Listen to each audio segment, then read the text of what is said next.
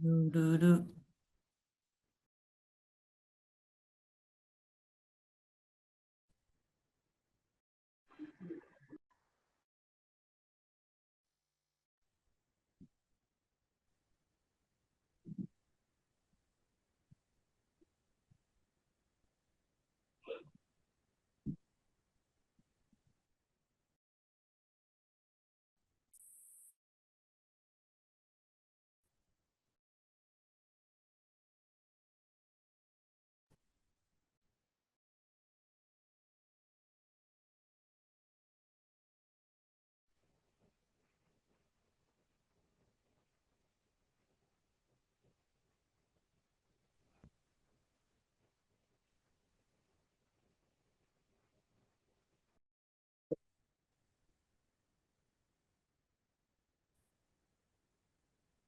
¿Qué tal? Buenas noches, ¿cómo les va? Buenas noches. Buenas noches. Buenas Hola, noches. profe, ¿Cómo buenas tardes.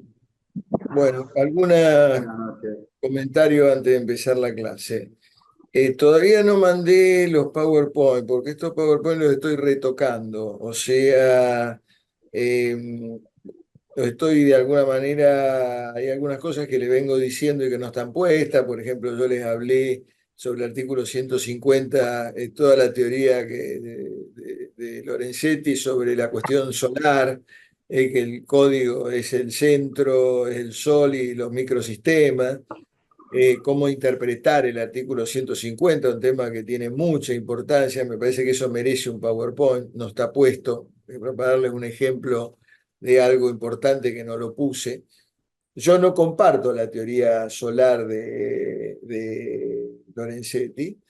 Es un tema, pero no lo voy a confundir. Lo importante, el que está en la Corte Nacional de Lorenzetti y no yo. Además tiene más libros escritos que yo, o sea que de alguna manera, en lo personal, es porque como a mí me gustan las cuestiones metodológicas, epistemológicas, filosofía del derecho. Evidentemente me parece que tiene debilidades la concepción, pero fíjense que para que ustedes dimensionen la importancia de la teoría de Lorenzetti, cuando se habla del principio de especialidad, ¿se acuerdan que el principio de especialidad y ultravires es el principio que dice que el objeto determina la capacidad de derecho de las personas jurídicas? ¿Se acuerdan que eso lo vimos? Un tema importante de pregunta, ¿no? ¿Para qué sirve el objeto? O sea, la función del objeto. O sea, el objeto determina el ámbito de actuación de los representantes, que pueden, la lapicera de los políticos. El representante puede obligar por todo lo que no sea notoriamente extraño o que directa o indirectamente tenga relación con el objeto, o sea que el objeto determina el ámbito de actuación del representante de la persona jurídica, el objeto determina dónde se debe aplicar el patrimonio de la persona jurídica. Y después está la tercera opinión, que es muy discutida, que es que el objeto determina la capacidad de derecho. O sea, eso significa que aunque yo tenga por unanimidad, esta es una pregunta muy común, si unánimemente una sociedad que tiene por objeto fabricar autos, y unánimemente los socios deciden en una asamblea unánime construir casas, ¿se puede hacer eso? Y bueno, si aplicamos el principio de especialidad, aunque haya unanimidad, la persona jurídica no podría realizar eso porque el mismo Código Civil dice que la personalidad jurídica se le otorga a los fines del cumplimiento de su objeto. Pero el tema de los microsistemas y los sistemas tiene importancia porque hay un artículo muy interesante de un profesor un profesor honorario de la facultad, que es el doctor Miguel Araya, donde analiza el principio de especialidad. Y el doctor Araya, con agudeza, en realidad con otro argumento, sigue la teoría que decía Otaegui, el gran maestro Otaegui, que era el profesor de la UCA de Buenos Aires. Otaegui decía, mira, es el principio de especialidad no se aplica porque la ley de sociedades no lo tiene. Entonces, como la ley de sociedades no lo tiene y es ley especial, por lo tanto yo no lo aplico. El principio de especialidad se aplica para el Código Civil. Eso decía Otaegui hace 40 años. ¿Y qué dice Araya ahora? Araya toma los argumentos de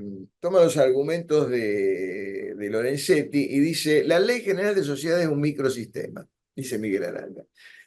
Y por lo tanto, como el 150 dice que se aplica la ley especial, en el microsistema, Ley General de Sociedades, no está el principio de especialidad. Sí está en el sistema solar, en el Código Civil. Él dice, el Código Civil es verdad, está puesto.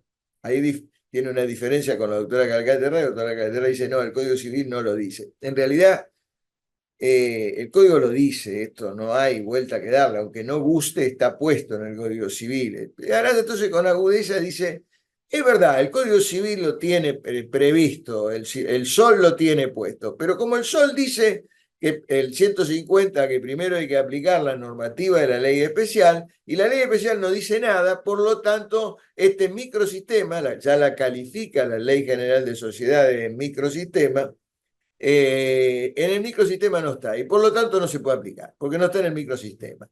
Juega el doctor Araya, Miguel, ahí está el hijo también, pero Miguel juega con esta idea de microsistema y sistema, o sea, considerando al Código Civil como un sistema solar que tiene microsistemas, que son la ley de seguros, la ley de mutuales, de cooperativas, de sociedades, por ahí, que son todos pequeños satélites que giran alrededor. ¿No? Esta es la lógica que tiene, que de alguna manera cuando ustedes leen la exposición de motivos del Código Civil, leen toda una fundamentación que de la pluma de Lorenzetti fundamentalmente, donde habla de esta teoría de los sistemas, los microsistemas y todo lo demás. En la Argentina, pocos autores han trabajado este tema de los sistemas y los microsistemas. La doctora Noemí Nicolau tiene escrito, porque este tema de cómo diferenciar cuándo algo es micro y cuándo algo es sistema, qué microsistema, cuáles son los límites entre uno, porque entonces empiezan a los sistemas, los subsistemas, los microsistemas. Entonces llega un momento que nadie la tiene muy clara cómo conceptualizar qué es un sistema, qué es un subsistema y qué es un microsistema. Hay un tema que es relativamente confuso cuando uno empieza a hablar en la teoría de los sistemas, pero de cualquier manera también Noemí Nicolau tiene un artículo que está en la ley, si ustedes lo meten, perdón, está en internet, si ustedes lo buscan, lo van a encontrar, pero no sirve para el examen, simplemente lo que tienen que tomar en cuenta ustedes, lo que dice de alguna manera, que es lo que repite todo el mundo y ha tomado de alguna manera como referencia alrededor del artículo 150, de lo que dice Lorenzetti, que estamos hablando de microsistema y el sistema solar, o sea, esta idea del Sol y los planetas que dan vueltas. Al que le interesa el Se tema, puede, así no se puede. me habla, me manda un chat, yo le diría, les recomiendo el libro de Grun, que habla sobre cibernética y derecho, sistemas cibernéticos y derecho, una cosa por el estilo. Yo después me fijo y si no se los explico, e incluso en algunos de los PowerPoint míos está desarrollado en los viejos sistemas, pero no es un tema de examen. La verdad que lo podé porque si los meto en una serie de temas que son de mucha confusión. Perdón, Eh, doctor, pero usted dijo que no está de acuerdo con eso. Así dijo recién, No, ¿no? no, no, no, no porque en Bueno, realidad, pero no quiero hacerles perder tiempo, no estoy de acuerdo, pero yo estoy formando, cuando yo enseño tengo que ver desde qué posición me pongo. Si me pongo de una posición narcisista, soberbia, y decir yo opino y tengo y todo lo demás, y yo en realidad lo único que yo quiero de ustedes fundamentalmente, porque creo que la gran mayoría de ustedes van a pretender vivir del derecho, yo tengo que enseñarles a utilizar las herramientas del derecho societario, las herramientas del derecho de las personas jurídicas. Por eso a mí me repito qué es persona jurídica, para qué sirve, cómo funciona. Es como si yo estuviera enseñándole a ustedes una clase hasta de carpintería. Bueno, ¿para qué un martillo? ¿Para qué un clavo? ¿Para qué? O sea, cómo se usan, o sea, y de alguna manera los tengo que enseñar a ser abogados, abogadas, algunos serán jueces, otros se operarán como abogados, abogadas, otros operarán como fiscales. Entonces yo te tengo que enseñar, y hoy el pensamiento hegemónico, el que de alguna manera está imperante, es el pensamiento de Lorenzetti, porque obviamente es un gran jurista, además unos redactores del código, y por lo tanto su opinión hoy tiene mucha relevancia en la interpretación y la aplicación del Código Civil. ¿Qué quiere profundizar de ello? Me dice, yo le diría que empiecen a leer porque no queda claro cuándo hay un microsistema, porque ¿qué es un micro? ¿Qué diferencia hay entre... Es lo mismo la ley general de, por ejemplo, es lo mismo la ley general de sociedades, que tiene una parte general, que tiene un montón de tipos societarios, que tiene la sociedad colectiva, la SRL, la sociedad anónima. ¿Es un microsistema la ley general de sociedades? Hay un montón de leyes especiales, por ejemplo, la sociedad del Estado, la ley de mutuales, la ley de cooperativas, son todas leyes individuales, ¿no? La ley de mutuales, la ley de cooperativas, la sociedad del Estado, la sociedad por acciones simplificada, que es una ley también específica, cada una son leyes distintas y todas dicen, si nos falta algo, me remito a la ley general de sociedades. Entonces, ¿a vos te parece que es lo mismo una ley especial que regula las mutuales y las cooperativas que la ley general de sociedades, que tiene una parte general y regula 3, 4, 5, 6 tipos societarios, 8, 10 tipos societarios? Evidentemente, no es lo mismo eso. Evidentemente ahí hay un problema de calificación. Primero, ¿qué es un micro? Para mí micro es la ley de mutuales, que regula solamente las mutuales. Para mí micro es la ley de cooperativa, que regula solamente las cooperativas. Para mí micro es la ley de sociedad del Estado, que regula solamente la sociedad del Estado. Ahora, para mí la ley de general de sociedades no es un microsistema. Para mí la ley general de sociedades es un subsistema, o sea, es un sistema que está abajo o adentro, por debajo de la ley del Código Civil y Comercial, pero que al tener una parte general y tener el campo, y eso lo empieza a esbozar, no lo precisa mucho la doctora Nicolau. Dice, ¿cuándo estamos ante un sistema, cuándo ante un subsistema y cuándo un microsistema? Y ella dice, mientras más concreto sea el objeto, más chiquitito va a ser. Eso va a ser un micro. Mientras más amplio, ya entramos a hablar. Entonces, ¿cuál sería, según Nicolau? Nosotros tenemos un sistema único de derecho, donde está el derecho privado, el derecho público, la Constitución Nacional, todo eso es un sistema, que a su vez tiene subsistemas más amplios, que son el Código Civil y Comercial, que a su vez tiene ¿cómo se llama? Toda la normativa de derecho público, las normativas administrativas, etcétera, y que a su vez tienen subsistemas. O sea, la Ley General de Sociedades para mí no es un microsistema, es un subsistema. Ahora, después, ¿cómo definimos qué es un sistema y qué no es qué configura un sistema? O sea, ¿cómo definimos qué es un sistema? ¿Por qué hay un microsistema en la Ley General de Sociedades? Entonces, ahí uno tiene que empezar a fijar los límites, qué está dentro del sistema y qué está fuera del sistema. Es todo un tema de mucha complejidad cuando uno se mete en eso. Primero hay que definir qué significa un subsistema, qué significa un sistema, qué significa un microsistema, antes de empezar a hablar de todo esto. Entonces, para mí la ley de sociedades, por su campo de amplitud, un montón de leyes pequeñas remiten a ella, regula un montón de tipos societarios, tiene una parte general, no puede tener la misma entidad que una ley de mutuales. No tiene lógica, no tiene congruencia. Entonces, cuando uno habla de la teoría de los sistemas, de alguna forma me da la impresión que hay que empezar a discutir y a definir algo que en general los civilistas lo toman con poca rigurosidad. Por eso no me termino. No creo que la ley de sociedad sea un microsistema. Es mucho más que un microsistema. ¿Por qué? Porque tiene una parte general.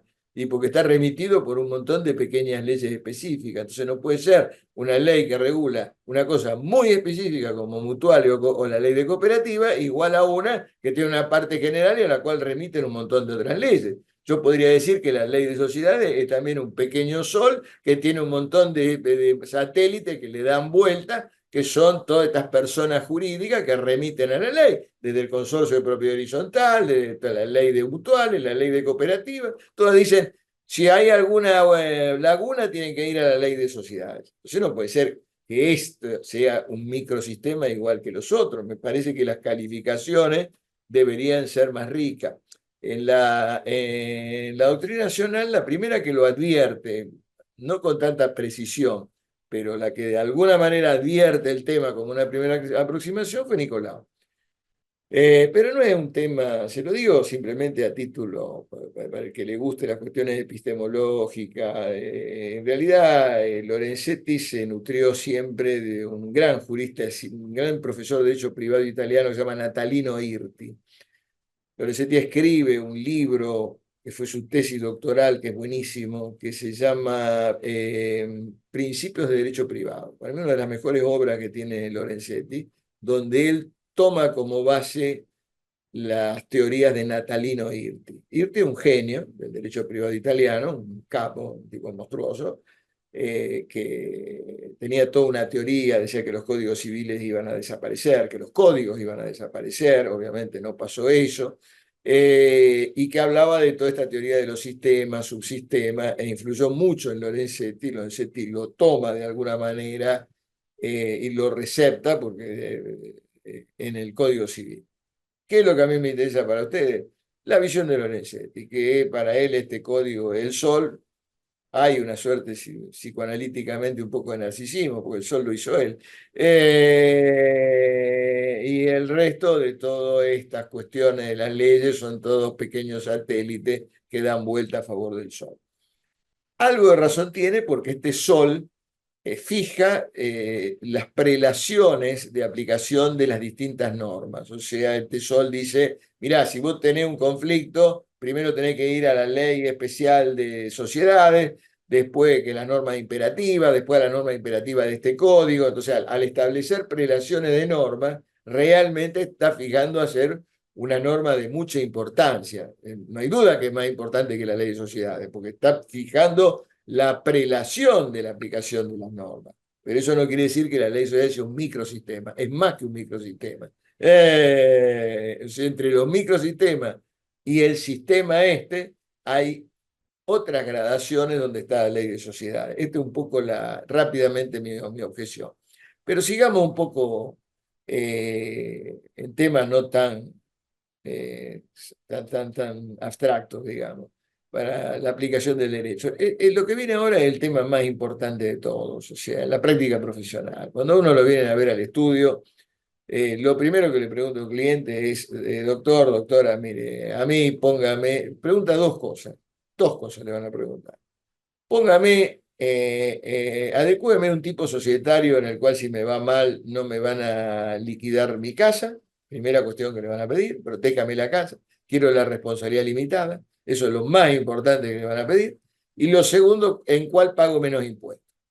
Y ahí ustedes dirán, mire, bueno, bonito y barato no hay. O sea, si usted quiere mucha protección, va a tener que pagar un poco más de impuestos. Si usted quiere menos protección, va a pagar menos impuestos. O sea, los tipos societarios donde hay una mayor limitación en la responsabilidad, o sea, siempre las deudas son de la persona jurídica, pero la persona jurídica puede adoptar distintas formas, distintos tipos, o sea, y esos tipos, en algunos hay una mayor responsabilidad por las deudas, hay una suerte de, entre comillas, garantía de los socios por las deudas de la persona jurídica, y en otro hay una absoluta limitación y las deudas de la persona jurídica no pueden atacar a los miembros de la persona jurídica. O sea, este es un poco lo que está pidiendo de alguna manera el programa.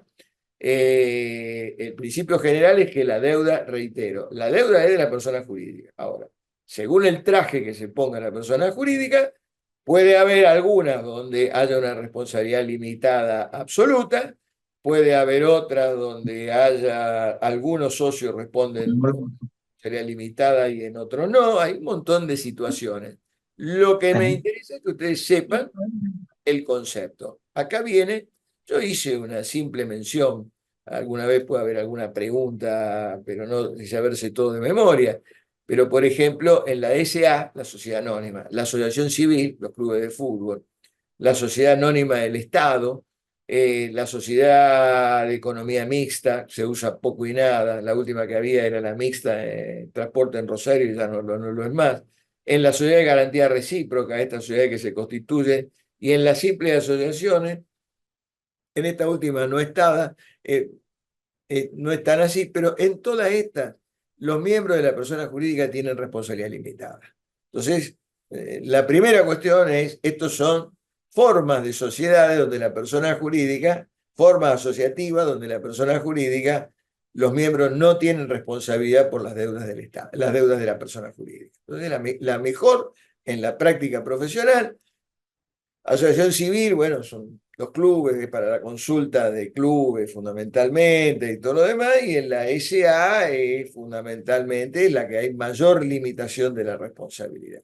Obviamente la SA tributa bastante, el 35% de ganancia, o sea que tiene un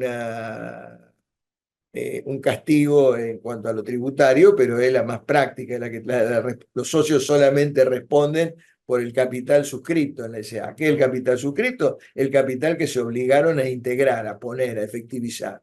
Capital integrado es capital efectivizado, capital suscrito el que me obligo a poner. Me obligo a poner, suscribo 100 pesos, integro 50. Después pondré los otros 50 más tarde. Entonces, si a uno le pregunta cuál es el capital suscrito, el capital que me obligo a integrar. ¿Cuál es el capital integrado? 50 pesos. En una anónima, ¿cuál es la responsabilidad de los socios por la deuda de la sociedad? Solamente integrar el capital suscrito. Me comprometí a integrar 100 pesos, mi única obligación, me pueden obligar a poner los 100 pesos. Nada más. Esa es la mejor, donde al cliente ustedes lo protegen de la mayor medida. Después existen las sociedades de responsabilidad mixta, en la cual hay socios que responden solidaria e ilimitadamente. Entonces ahí viene la primera pregunta: ¿qué quiere decir solidaria? Me imagino que ustedes a esta altura del partido ya lo saben. Se le puede exigir la totalidad de la deuda a cualquiera de los socios. Ilimitada es que no hay límites, o sea, le puede exigir la totalidad de la deuda sobre todo su patrimonio. Y socios que tienen responsabilidad limitada. Por ejemplo, eso lo van a encontrar en la sociedad comandita simple, la sociedad de capital industria, sociedad de comandita por acciones. Estos tres tipos societarios, si ustedes llegan a ver uno en los próximos 50 años que se reciban de abogado, va a ser prácticamente imposible porque ya no existen más. Yo, en mis pasados 50 años, casi cumplo este año de abogado, me tocó haber visto en los últimos pasados 50 años casos de 3 o 4 en 50 años, casos de sociedad comandita por acciones. Capital industria ninguna, nunca vi ninguna. Sociedad comandita simple, nunca vi ninguna. O sea, y las que vi, sociedad comandita por acciones, eran anteriores. Estamos hablando de sociedades de hace 70, 80 años atrás. Por lo tanto, es muy difícil que ustedes vean algún caso de esto. Esto es académico. Si alguien le pregunta, bueno, dígame una sociedad donde un socio responde limitadamente, ustedes van a decir, y otro ilimitada y solidariamente, la comandita simple, la comandita por acciones, la capital industria. Tipo societario, que tienen que saber que existen, que están, pero en la práctica profesional no lo van a ver. Si ustedes me preguntan, a alguno que les guste la historia, les puedo contar un poquito de historia por qué se inventaron estos tipos societarios, pero eso es al que le guste la historia, me chatea o me pregunta y le cuento la historia. Esto tiene que ver con el origen del capitalismo, esto tiene que ver con cómo surge el capitalismo, el problema de los señores feudales que eran dueños de la tierra y que querían invertir en el mundo de los negocios, pero como el mundo de los negocios era medio pecaminoso, mal visto, a los comerciantes se lo hacía responder solidaria e ilimitadamente. Entonces los terratenientes, que eran los nobles, no querían invertir porque no querían terminar respondiendo, y así se inventan estas mixturas donde algunos socios, que eran los nobles, ponían las inversiones que tenían en los negocios de los comerciantes, que eran las que la administraban. O sea, los comerciantes respondían solidaria e ilimitadamente, y los nobles ponían la plata y canalizaban los negocios, las inversiones, el capital de los nobles. Esto permitió un instrumento de direccionamiento de capital de la tierra de los señores feudales a los burgueses a los comerciantes, y esto fue el principio de la acumulación de capital dentro del proceso capitalista. Obviamente después viene la anónima, pero es otra historia, no voy a hablar de historia. Al que le guste me pregunta y le doy una clase, pero no son los temas que me gustan a mí, pero no le van a servir para ejercer la profesión. Después tienen personas jurídicas con responsabilidad ilimitada y solidaria de todos los socios. Bueno, acá sí van a ver, estos dos tipos societarios pueden llegar a ver alguna sociedad colectiva. La sociedad colectiva se usa, estos son dos tipos societarios. La sociedad colectiva se usa o se usaba bastante por dos razones. La primera razón era una razón impositiva. La sociedad colectiva, todos los socios responden solidaria, ilimitada y subsidiariamente. ¿Qué quiere decir solidaria? Entonces ahí viene una pregunta que le pueden hacer. Bueno, ¿cómo es la responsabilidad de los socios en la sociedad colectiva? Solidaria, ilimitada y subsidiaria.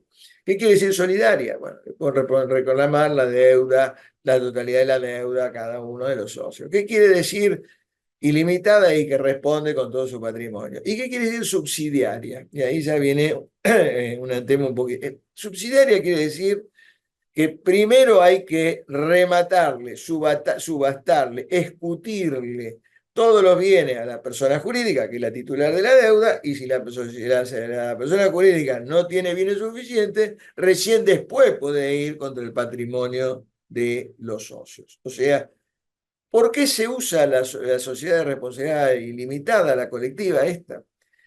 Se usaba porque hay actividades, por ejemplo, que no tienen gran riesgo. Por ejemplo, administrar un campo que se va a arrendar. Y bueno, lo hago en una sociedad colectiva, el riesgo es mínimo y se paga menos impuestos. En el impuesto a las ganancias, impositivamente, conviene la sociedad colectiva, ¿no? Entonces, de alguna manera, este es un tipo societario que se usa. Algunos colegas, varones o mujeres, lo utilizaban también para perjudicar al cónyuge en asesoramiento en los casos de liquidación de sociedad conyugal, ¿no? O sea, pero no se lo voy a enseñar porque no sería bueno que yo esté dando clase de cómo cometer delito en una clase de grado, pero de alguna manera se ha utilizado, ya lo vamos a ver más adelante, lo van a sacar ustedes, para perjudicar en la liquidación de sociedad conyugal. Para eso se usa a veces tapicardía. Y también a veces para perjudicar a terceros, a los acreedores, para insolventarse. Es un tipo societario que por ahí lo pueden llegar a encontrar. Ahora, en la última reforma de la ley de sociedades apareció una nueva estrella fugaz, que es la sección cuarta. Bueno, la sección cuarta son sociedades sociedades que tienen vicios de forma. Es decir, que a lo mejor tienen vicios en la tipicidad, o sea, la ley de sociedades dice que para ser una sociedad anónima hay que tener acciones, un órgano que se llama directorio, etcétera. Bueno, a lo mejor tiene un vicio de forma grave. O no se inscribió en el registro público, no está inscrita en el registro público. Bueno, toda sociedad que tiene graves vicios de forma o no están inscritas generalmente en el registro público, se la llama sociedad de la sección cuarta. Esto es importante. Esta sí es importante porque estas las van a encontrar en la práctica profesional. Son sociedades donde los socios responden por las deudas de la persona jurídica de manera simplemente mancomunada. Entonces ahí viene la pregunta que le van a hacer a ustedes. En la sociedad de la sección cuarta, ¿cómo se responde por los socios de una sociedad de la sección cuarta? Esto es importante. ¿Cómo responde? Simplemente mancomunada, tiene que decir usted. Entonces la pregunta que le va a hacer el profesor o la profesora es, dígame usted qué quiere decir simplemente mancomunada, parte igual. O sea que si hay 3 socios y la deuda de 100 pesos, será 33,33 para cada uno, solamente se le puede exigir, es ilimitada porque uno responde con la totalidad de sus bienes, sí, o sea, pero la deuda es por partes iguales, o sea que es una cosa paradojal, porque una sociedad típica, o sea, que adoptó una forma, que se inscribe en el registro público, como es la sociedad colectiva, va a tener una responsabilidad solidaria, es muy grave, la peor de las responsabilidades. En cambio, la sección cuarta, que es una sociedad que no la inscribís en ningún lado, la responsabilidad de los socios es más atenuada. O sea que es mejor tener una sociedad que no esté inscrita, que no haya cumplido ninguna formalidad, donde la vas a responder por partes iguales, que una sociedad donde adoptaste un tipo y vas a responder de manera solidaria. Pero bueno, es una incongruencia a lo mejor, pero es derecho positivo. Esto obliga a que muchos abogados y abogadas jóvenes ahora, en vez de, por razones impositivas, en vez de asesorar, usar sociedades colectivas, empiezan a asesorar el uso de sección cuarta, o sea, donde no hay, porque la sección cuarta tributa igual que la colectiva, o sea, tiene las mismas ventajas impositivas y la responsabilidad es mucho más atenuada porque es por partes iguales. Tiene algunos problemitas que lo vamos a ver más adelante, pero entonces, si a ustedes les preguntan, bueno, dígame algún ejemplo de sociedad en la cual la responsabilidad sea absolutamente limitada, la más limitada de todo, te dicen la anónima. Y le pregunta, bueno, dígame algún tipo societario donde haya socios de dos tipos de responsabilidades, limitada y limitada, comandita simple o comandita por acciones, donde hay dos clases de socios. Uno responde limitadamente y otro ilimitadamente y solidariamente como la colectiva. Y si le pregunto, ¿dónde hay socios con responsabilidad ilimitada? Ustedes me van a responder la colectiva y responsabilidad solidaria, ilimitada y subsidiaria. Hoy la sección cuarta, donde la responsabilidad es ilimitada, pero simplemente mancomunada, es decir, por partes iguales. Y después está un tipo societario, un régimen de responsabilidad sui generis. ¿Por qué sui generis? Porque es medio raro, en realidad es un tipo, no es ninguno de los anteriores, porque los anteriores vieron que teníamos responsabilidad limitada absoluta, después teníamos la mixta, mitad y mitad, después teníamos los que respondían ilimitadamente, y estos son las sui generis. El término de sui generis es mío, no está en los libritos ni en los manuales, pero sui generis, ¿por qué? Porque en realidad parece grave, pero en la práctica no sirve para nada. O sea, opera más o menos como la anónima. Y ahora les voy a explicar qué son las SRL y las famosas SAS. O sea, las SAS que están de moda en todo este mundo donde viene ahora todo el tema del liberalismo económico, la libertad, la autonomía de la voluntad. Entonces, bueno, la SAS ha sido un campo de batalla ideológica entre los que dicen que es lo peor del mundo que va a traer las inversiones de lavado de dinero, el narcotráfico, que todos los narcos usan la SAS, y los que dicen que esto es lo máximo para el desarrollo económico, y como siempre pasa en la realidad, no es ni lo uno ni lo otro. La SA es un tipo societario que tiene sus ventajas, de alguna manera, y no es para generar, lo han usado como un campo de batalla ideológica cuando en realidad no da para tanto. ¿Cómo es el régimen de la SRL y la SAS? El régimen de esta es que los socios responden solidaria e ilimitadamente por la efectiva integración de los aportes y la sobrevaluación de los aportes en especie cuando no se han valuado judicialmente. ¿Qué quiere decir esto? Vamos a empezar a explicarlo y a ver entenderlo. La ley establece un tope de responsabilidad. Voy a dar un ejemplo para que lo puedan internalizar mejor. Ustedes tienen una SRL. Un socio suscribió capital 200 pesos. Un socio suscribió 100 pesos e integró 50. O sea, se comprometió a poner 100 pesos y efectivamente integró 50 pesos. O sea, que queda debiendo a la persona jurídica 50 pesos. Y otro socio suscribió 100 pesos, socia, integró 100 pesos e integró 100 pesos. Puso todo, integró todo. La sociedad se va a la quiebra.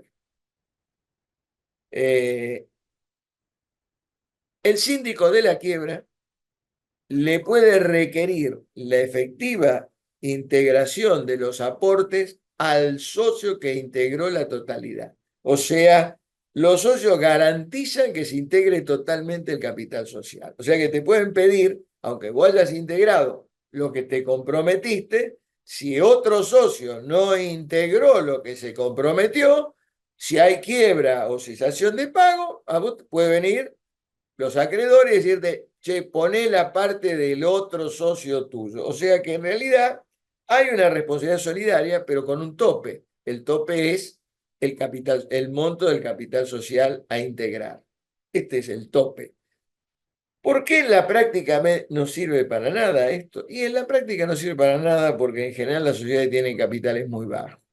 Entonces, en realidad, la gran mayoría de las sociedades tienen montos de capital muy bajos por la inflación, por muchas razones. Entonces, en realidad, en la práctica, esta garantía está más que nada para jorobar a los alumnos, porque cuando uno le pregunta cómo es la responsabilidad de una sociedad por acciones simplificada, acá hay que ver, ojo cuando se estudie este tema, porque los alumnos en general tienden a equivocarse, porque cuando uno dice sociedad por acciones simplificadas, dicen en la sociedad por acciones simplificadas la responsabilidad por la deuda de la sociedad es igual que la anónima. No, no es igual que la anónima.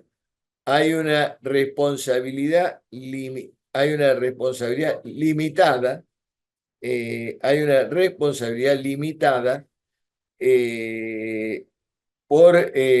en la anónima hay una responsabilidad limitada, en cambio en la sociedad por acciones simplificada es igual que la SRL. Todo responde solidariamente por la efectiva integración de los aportes. O sea, en la práctica, si el capital es bajo, si te piden que tenga que integrar 20.000 pesos, 30.000 pesos, 40.000 pesos, en general, cuando la sociedad cae en situación de pago, se debe mucha más plata. O sea que en la práctica esto es más que nada teórico y para preguntar, pero puede ser una pregunta de examen. ¿Cómo es la responsabilidad por la deuda de la sociedad en una SRL, que es un tipo societario muy usado?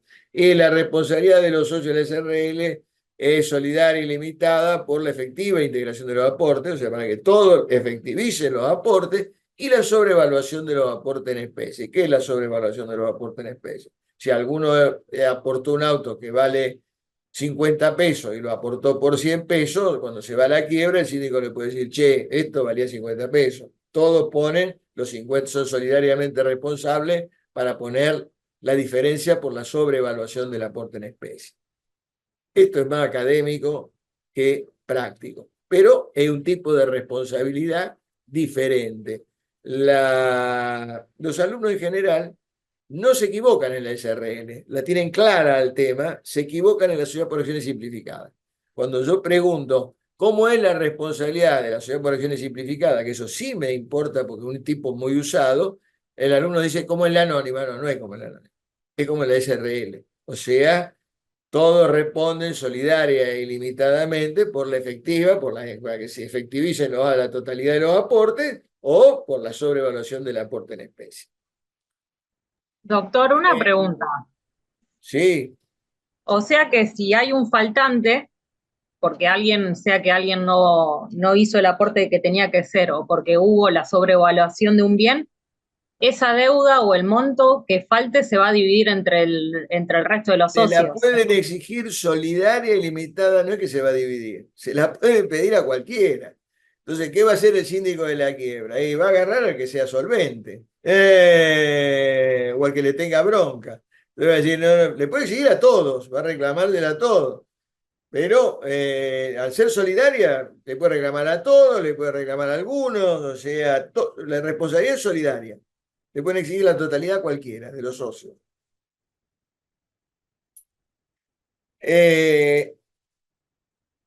Bueno, esto es otra pregunta. Fíjense lo que venimos viendo. ¿Cuál es la lógica del programa? Primero, vimos la responsabilidad de la persona jurídica. Dijimos que la persona jurídica tiene responsabilidad contractual, extracontractual y penal.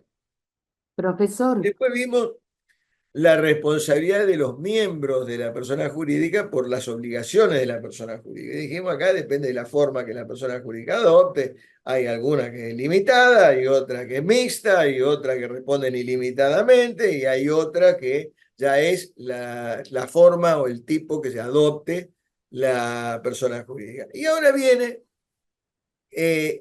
otro problema que es diferente a los anteriores, que es el tercer supuesto, la responsabilidad de los miembros de la persona jurídica por un accionar antijurídico. O sea, el problema, perdón, un segundo, que voy a cerrar la puerta, que hay ruido.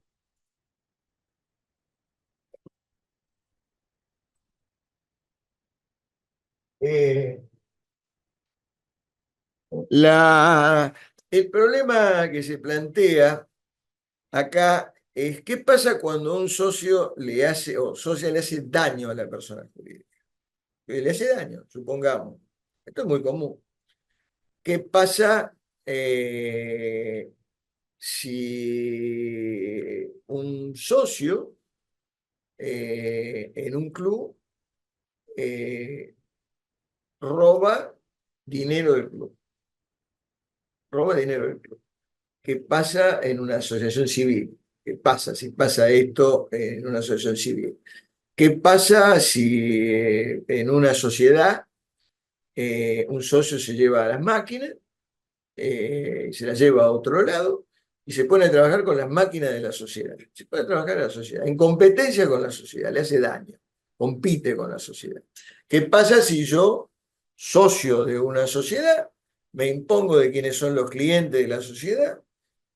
Veo los costos que tiene la sociedad y me pongo un negocio para competir vendiendo más barato, sabiendo cuáles son los costos, cuáles son los clientes, y aprovecho y le hago daño a la persona jurídica. Entonces, cuando un miembro de la persona jurídica le hace daño a la persona jurídica.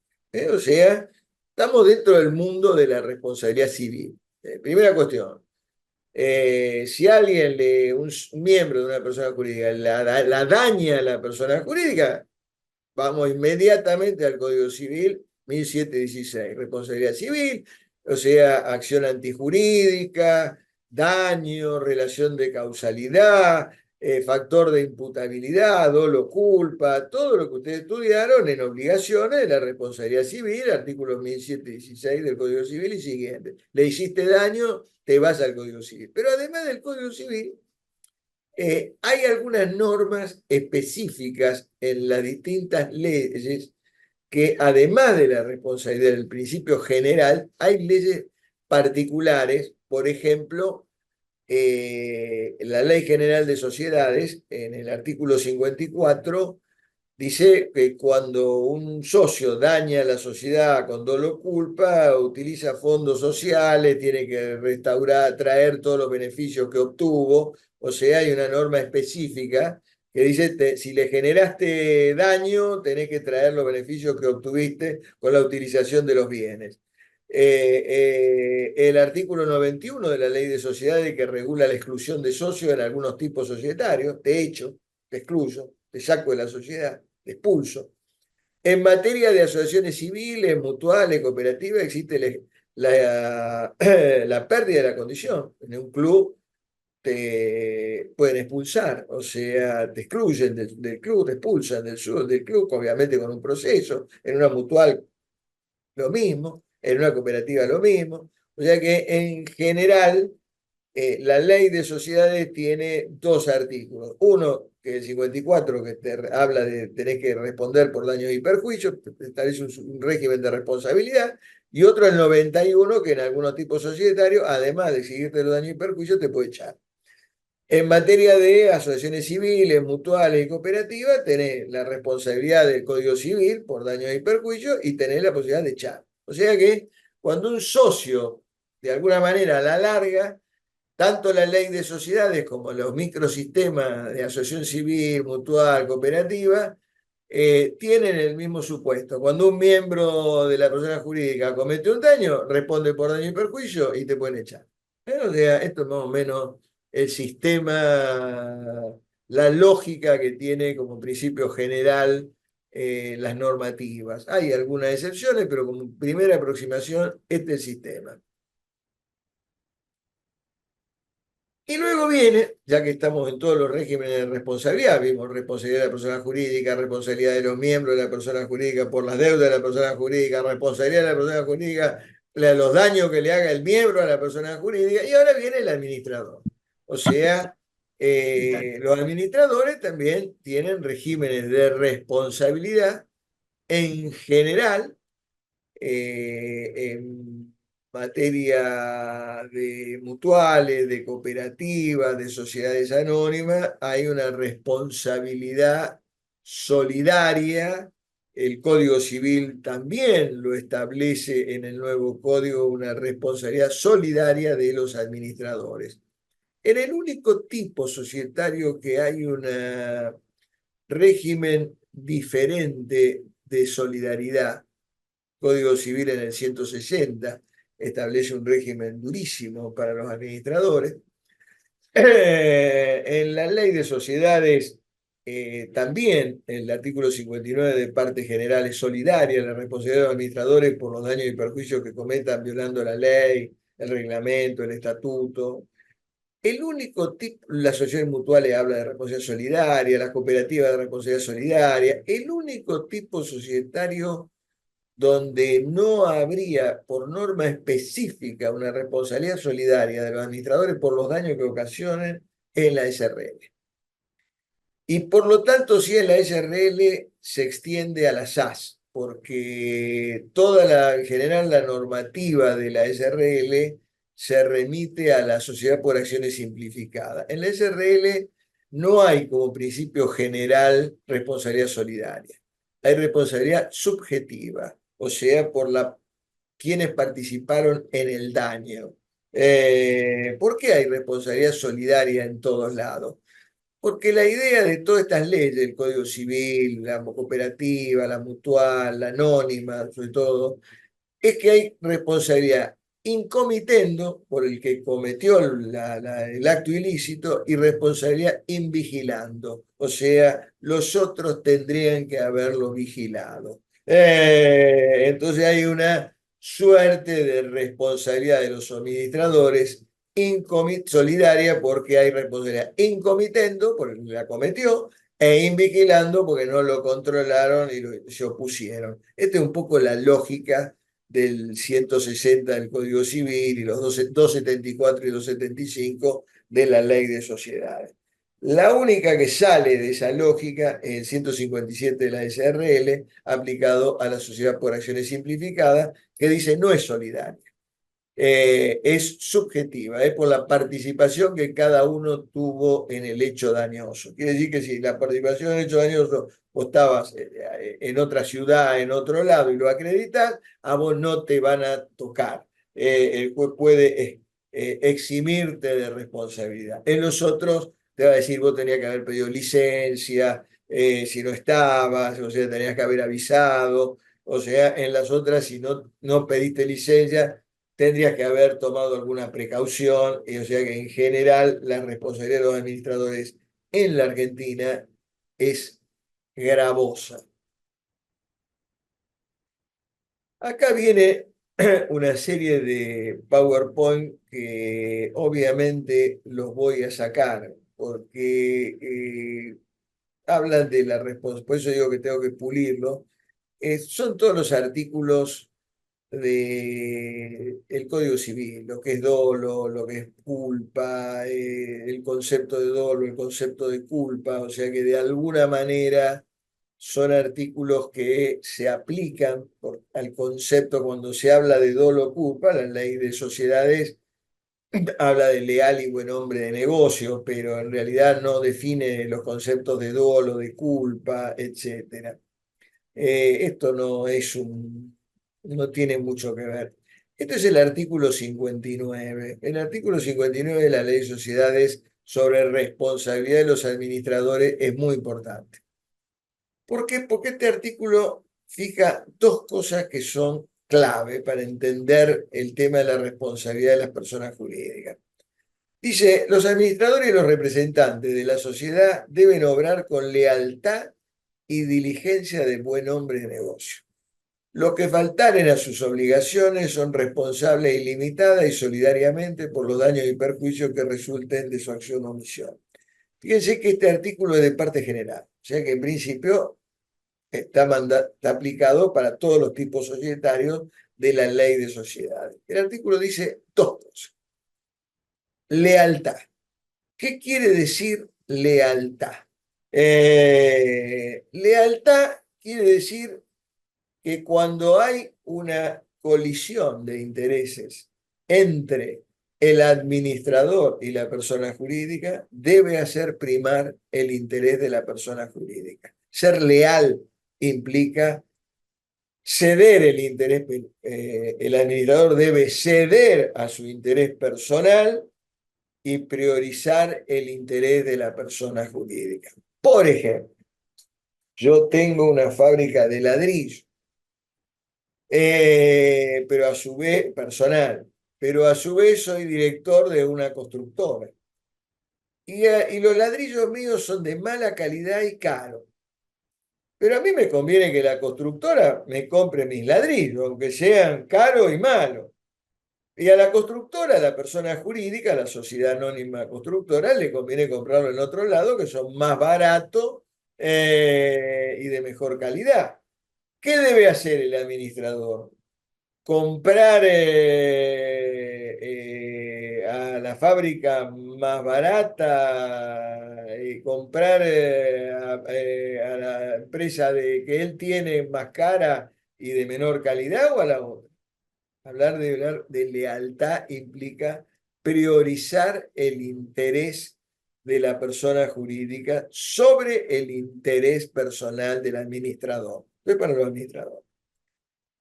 El Código Civil, afortunadamente, ahora después lo vamos a ver, define más todavía el concepto de lealtad. Pero el concepto de lealtad es eso. Ser leal implica priorizar el interés de la persona jurídica sobre el interés personal del socio. Eso es ser leal. Por ejemplo, yo soy un dirigente de un club de fútbol y puedo comprar un jugador buenísimo, pero me pagan poca comisión. Y en otro jugador de fútbol es un maleta total, pero me pagan una buena comisión. Y compro el que es malo porque me pagan mala comisión, ahí no estoy actuando como un leal, no soy leal con la persona jurídica, porque a la persona jurídica le convenía que yo comprara el mejor jugador. Esto es el tema de la lealtad, un tema enormemente importante en cómo deben obrar los administradores de una persona jurídica. Y luego viene el estándar de buen hombre de negocios. O sea, acá ya está fijando un concepto que tiene una directa relación con la culpa. ¿Cuál es el deber de diligencia que tiene que tener un administrador? Porque en general nuestro viejo Código Civil y el nuevo Código Civil regula el concepto de la culpa en concreto. O sea, dice, bueno, la culpa, uno debe actuar según los casos concretos, los niveles de responsabilidad, de importancia. O sea, lleva la calificación de culpa, de actuar culposo, lo abra según las circunstancias de cada caso concreto. O sea, por ejemplo, en el caso de las sociedades, siguiendo el Código Civil, no es lo mismo el estándar de diligencia que tiene que tener el director de un banco que el director de un maxiquiosco. O sea, los niveles de estándar de diligencia son mucho más según la actividad, según la importancia de la empresa. No es lo mismo el estándar que tiene que tener un productor de seguros de conducta que el estándar que tiene que tener el que vende tornillos. O sea, tema de la culpa en concreto. El buen hombre, este concepto de un estándar abstracto, buen hombre de negocio, buen padre de familia, era el viejo concepto del derecho romano.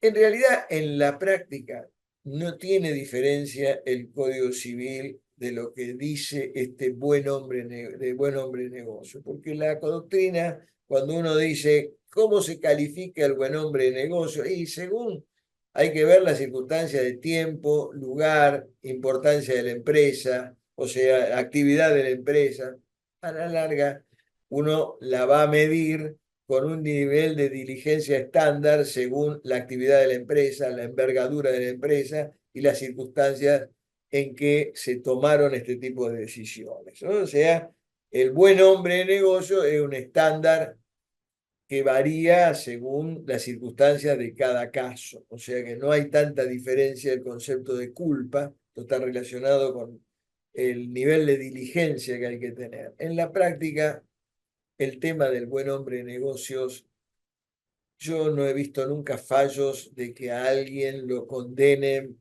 por un problema de culpa. El 99,9% de los fallos que hay de responsabilidad de administradores en la jurisprudencia argentina es porque violaron la ley. O sea, en general hay un problema de violación de la ley. El tema de... a los jueces les encanta poner buen hombre de negocio, pero cuando ustedes leen los fallos, en realidad son violaciones de la ley. No, no vi nunca un fallo que haya una condena por no haber actuado como buen hombre de negocio.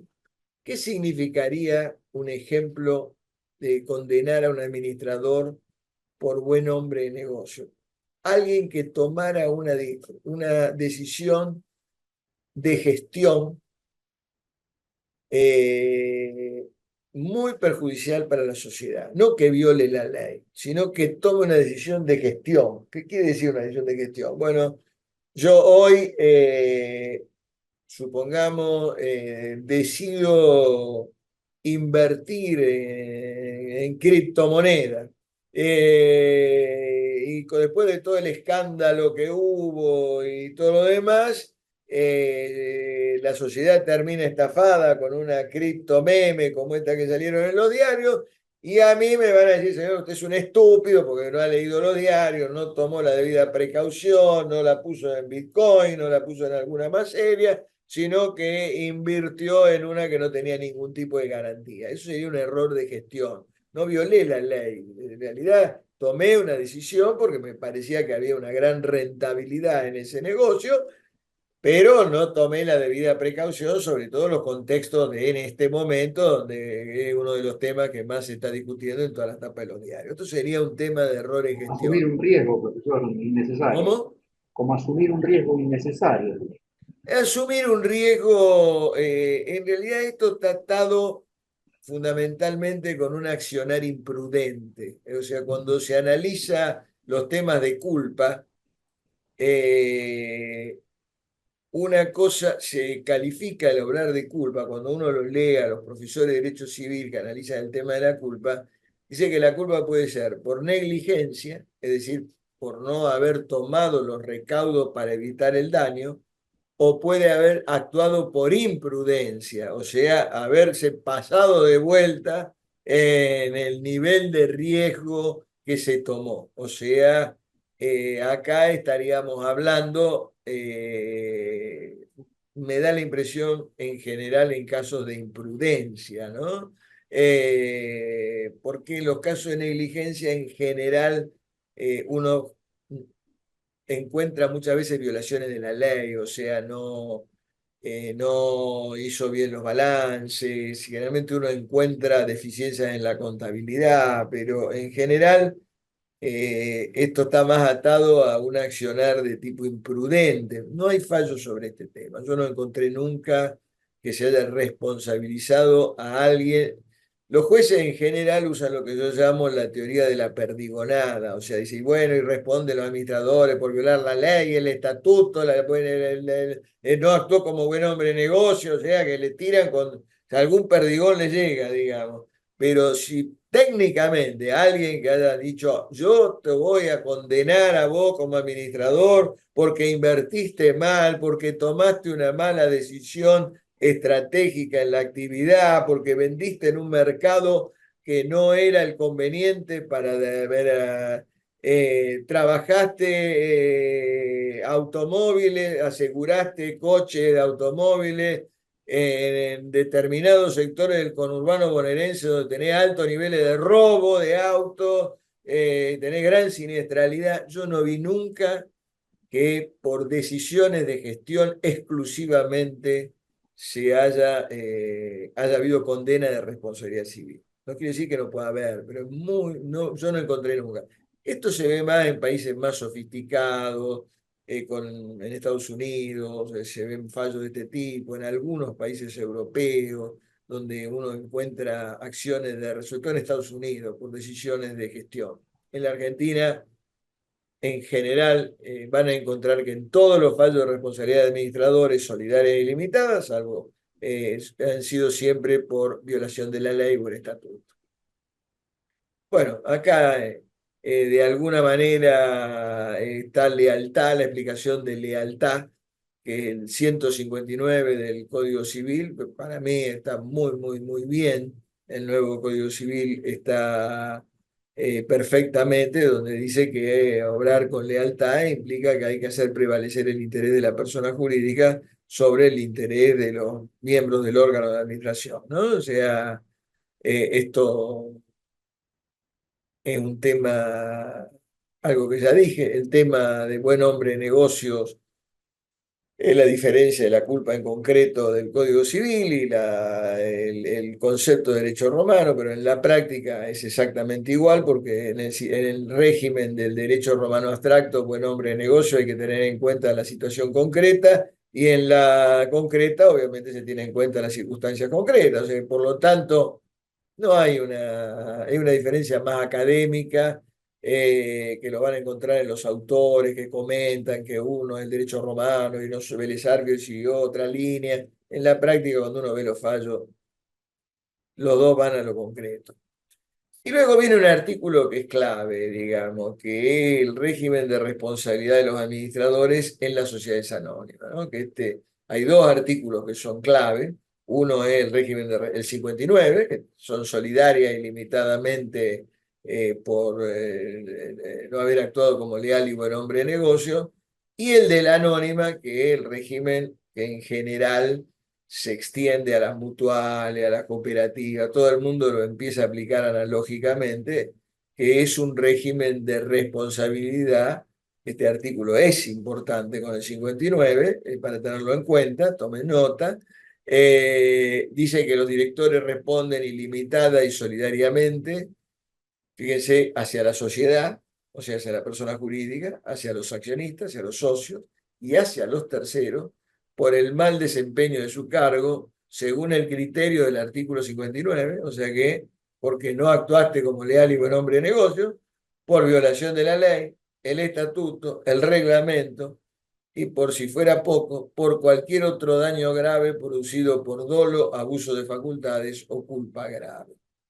Es decir, no te escapás de la responsabilidad ni frente a la sociedad, ni frente a los socios, ni frente a los terceros, por mal desempeño con el artículo 59, o sea, buen hombre de negocio, por violaste la ley, el reglamento, el estatuto, y después está la última parte, cualquier otro daño producido por dolo, abuso de facultades o culpa grave.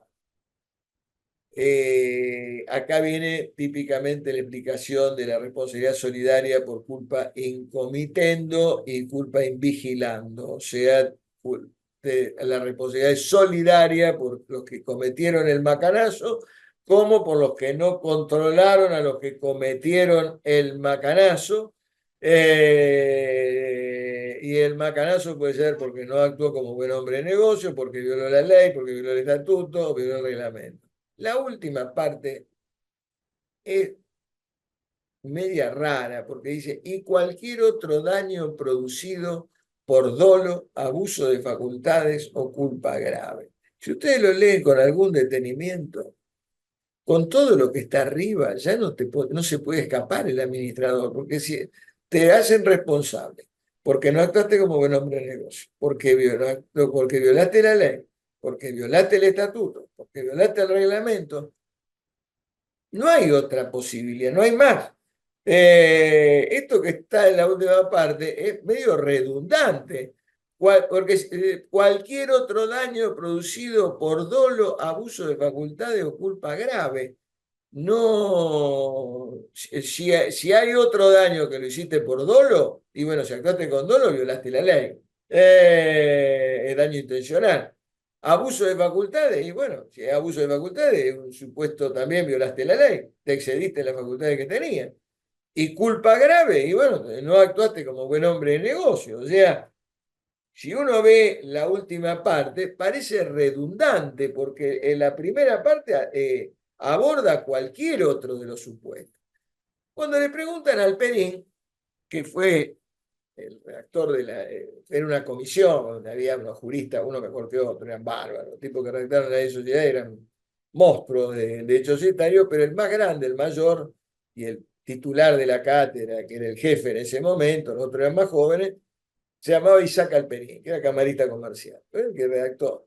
Y entonces cuando le preguntan a Isaac Alperín, tuve la posibilidad de conocerlo, le preguntan a Isaac Alperín, ¿por qué puso esta última parte? ¿Qué quería decir? Y cualquier otro daño producido por dolo, abuso de facultades o culpa grave.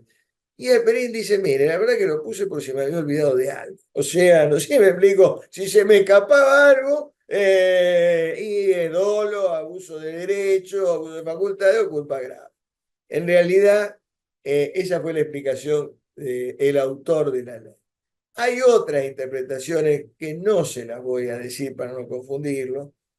Otaegui hace una interpretación muy aguda y donde da una explicación de esto totalmente distinta.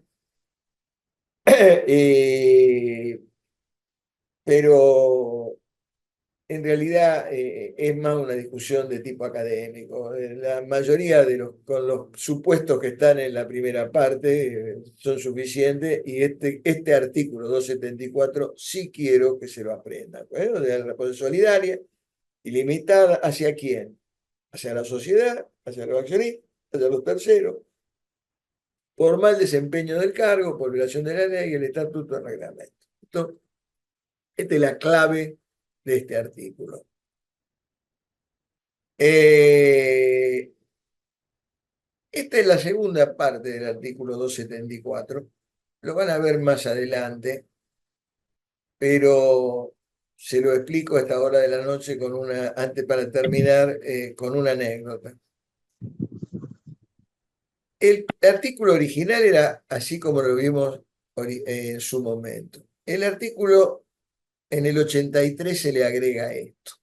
Dice, sin perjuicio de lo dispuesto en el párrafo anterior, dice el segundo párrafo del artículo, sin perjuicio de lo dispuesto en el párrafo anterior, la imputación de responsabilidad será tendiendo a la actuación individual cuando se hubieren asignado funciones en forma personal de acuerdo con lo establecido en el estatuto, el reglamento o decisión asamblearia. La decisión de la asamblea, la designación de las personas que han de desempeñarse las funciones, debe ser inscrita en el registro público como requisito para la aplicación de lo dispuesto en este párrafo. ¿Qué quiere decir este artículo? Que se agrega después, muchos años después, porque la ley es del 73, o se agregó en el 83, 10 años después. Se agrega. Lo que está diciendo es, mira, la primera parte del artículo dice que la responsabilidad es solidaria, ilimitada, etcétera, por violar la ley, etcétera. Pero, si vos fijás en el estatuto, o por decisión de asamblea, o en el reglamento, y lo inscribía en el registro público, a las personas y estableces funciones. ¿Qué quiere decir funciones? Y vos tenés un director encargado de la planta. Supongamos que estamos en una planta petrolera. El director encargado del funcionamiento de la planta petrolera. Hay un director encargado de la administración. Hay otro director encargado de las finanzas. Entonces, si la violación de la ley, el reglamento o el daño está producida en el área de la planta, digamos, no se tomaron los recaudos necesarios y voló la planta y se murió gente, va a ser el responsable el director de la planta. Cuando vos asignás funciones, ahí ya no hay responsabilidad solidaria. Este artículo se pone, este segundo párrafo, se agrega para limitar la responsabilidad de los directores. Si vos querés limitar la responsabilidad de los directores, tenés que asignar funciones en el estatuto o en una asamblea, tenés que inscribir las funciones y la persona que la va a designar en el registro público para que se pueda aplicar lo pactado, ¿no? O sea que este artículo de alguna manera es totalmente contraria al principio de la primera parte. La primera parte decía, la del 73 te decía que eran solidarias, la del 83 te dice, bueno, pero te podés escapar poniendo y asignando funciones. ¿Cuál es la historia de este artículo? Le voy a contar, es la única ventaja de a veces de tener cierta edad es haber vivido alguna circunstancia. Uno de los autores de la Ley de Sociedades era un profesor espectacular, joven en ese momento, el jefe era Alperín, que era el más viejo, pero había varios que eran brillantes, pero uno de los que eran brillantes era un profesor espectacular de la UBA, abogado espectacular, buen abogado, buen profesor, buen docente, buen jurista, tenía todo, que se llamaba Horacio Fargosi. Murió obviamente ya hace años. Y Horacio Fargosi tuvo actuación cuando viene a Rosario a la Bolsa de Comercio en el año 74, viene a dar una conferencia a explicar la ley de sociedades que recién había salido, y todos los profesores de sociedades acá en Rosario habían venido, de la Católica, en ese momento había dos facultades solamente, la Católica y el Estado, la nuestra, iban todos espantados por el artículo 274. Dice, pero doctor Fargosio, profesor Fargosio, ¿a usted le parece que responder solidaria e ilimitadamente de esta manera los directores? ¿Quién va a querer ser director? Vamos a empezar a poner insolvente en los directorios, nadie va a querer ser director, le decían los profesores de Rosario a Fargosio. Fargosio era joven en ese momento, un orador muy duro, muy agresivo, muy deslumbrante, y dice una frase que para mí fue un shock de la época.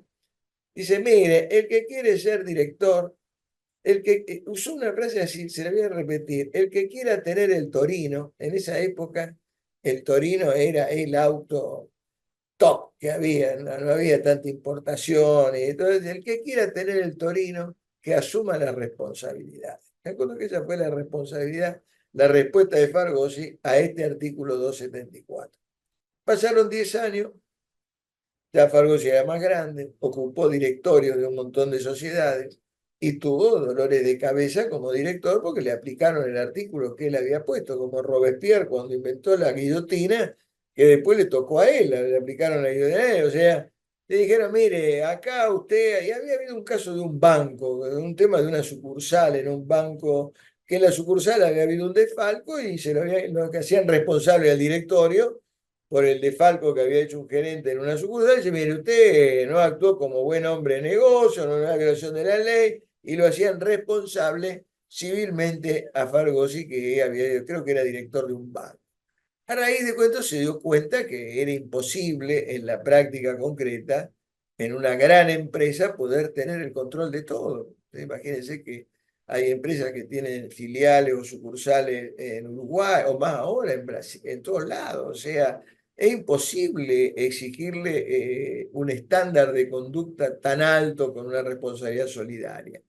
Entonces, Fargosi, después de su experiencia, cuando fue el redactor del segundo párrafo, ya más grande, después de haber visto las consecuencias de su primer párrafo, y agregó, bueno, si se pone en ámbito de actuación de funciones, ya se va a tener en cuenta no la responsabilidad solidaria, sino la responsabilidad individual de los directores a cargo de la función donde se actuó incorrectamente. Esta es la historia del 274 primer párrafo y 274 segundo párrafo. Este artículo, el de la SRL, es justamente el que ya le venía anticipando cómo era el régimen de responsabilidad de los administradores, el único artículo donde establece como principio general en la SRL la responsabilidad que no es solidaria. Este artículo, ya estamos 8:15 pasada, lo vamos a ver la próxima clase. Tres cosas que quería decir. El lunes no va a haber clase porque me tengo que hacer un estudio, así que no voy a poder estar dando clase con ustedes. El miércoles y jueves ya sí voy a dar clase. Segundo tema, no mandé todavía los PowerPoint porque los estoy, entre comillas, agregando algunos PowerPoint. y sacando algunos PowerPoint, que son temas que no voy a preguntar en el examen, no se van a preguntar en el examen. O sea que estoy haciendo un poco un mejoramiento del material, no muy profundo ni más grande, pero siempre es como el escultor que va siempre tratando de no termina nunca la obra, la va perfeccionando, el mal escultor en mi caso. Y voy a adecuar el PowerPoint porque los que están subidos no se adecúan exactamente al cronograma del programa. Los que están subidos están todas las cosas del programa, está todo, pero no sigue el orden del programa. Así que voy a ir armándolos a los nuevos de acuerdo a el orden de este programa. Nada más, muchísimas gracias y nos vemos Doctor, el próximo miércoles. Sí, disculpe, una consulta, porque en un grupo que tenemos de WhatsApp, varios no pudimos ver las clases, los videos. ¿Tienen fecha de vencimiento? O sea, ¿tienen tiempo me para...? acaba de decir, una buena pregunta, me acaba de decir Brunella que hay algunos que se han caído. Déjenme que me ponga en campaña a ver qué está pasando, porque se graban, primero están grabados, algunos míos están en YouTube incluso, pero mis clases están grabadas siempre, incluso estas nuevas que estoy diciendo también, pero me dijeron que evidentemente debe haber pasado algo, como dicen ahora, en la nube, y en la nube se ve que ha habido alguna tormenta o se ha perdido en el espacio. Y déjeme ver un poco cómo está, porque si no, yo lo debo tener grabado en mi máquina, supongo, así que lo volveré a subir. Bueno, y lo otro era Sí. una consulta, porque también el programa no figura ahí en el campus. Bueno, me Eh, dijeron Yo también. ahora Ya, se lo subo. Brunella lo sube. bueno, gracias, doctor. No, todas las preguntas eran oportunas, porque ya me había faltado de hacer algunas aclaraciones que ya me las había anticipado Brunella. Vamos a Ah, ordenar, subir el programa, vamos a ver qué pasó con Subió Brunella mis clases, pero se han borrado. Y el material le voy a poner el orden del programa porque está todo. Todos los PowerPoint que se han subido está todo, pero no está con el orden del programa. Entonces, quiero facilitarle un poco el estudio, para que tengan, como me pasaba a mí, a uno le gusta, cuando se pone a estudiar en el material, le gusta ir siguiendo el orden del programa y no andar buscando una cosa por un lado, una cosa por el otro. Así que bueno, eso me comprometo a ir arreglándolo. bueno, gracias, doctor. Buenas No, noches. gracias a ustedes. Gracias. Chao. Gracias, buenas noches. Chao, doctor, buenas noches, profe. gracias. Chao. Chao, hasta luego.